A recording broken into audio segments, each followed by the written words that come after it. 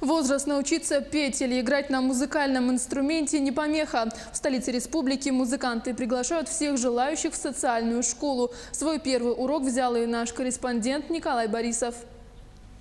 Школа современной музыки в столице работает первую неделю. Авторы проекта – энтузиасты-музыканты. Сначала они открыли летний лагерь для школьников, но увидев, как много желающих обучаться музыке, причем всех возрастов, решили открыть и школу.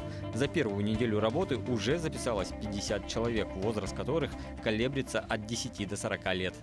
Мы думаем, что этот проект внесет большой вклад в развитие музыкального мира в Якутске. Наша особенность в том, что кроме обучения игре на инструментах, мы создаем условия для творческого развития ребенка, для развития его как личности.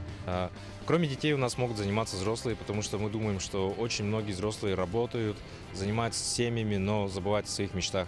И многие ходят в караоке, пытаются что-то там делать, в то время как они могут прийти к нам, сочинить свою песню, научиться взять уроки и выступать, создать свой коллектив. Почему нет? Сейчас в школе работает 5 преподавателей. Состав молодой, средний возраст от 25 до 35 лет. Это не мешает им работать как с детьми, так и взрослыми. И я всегда мечтала играть на гитаре. Вот.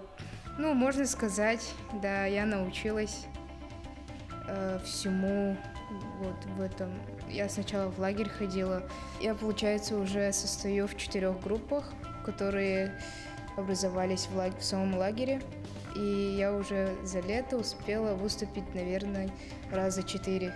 Набор в школу еще продолжается, пока принимают всех желающих. Мы также взяли первый урок.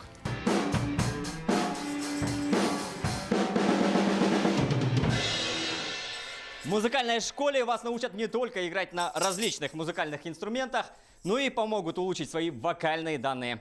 Давай, ребята! Николай Борисов, Григорий Охлопков для телеканала Якутия-24 Якутск.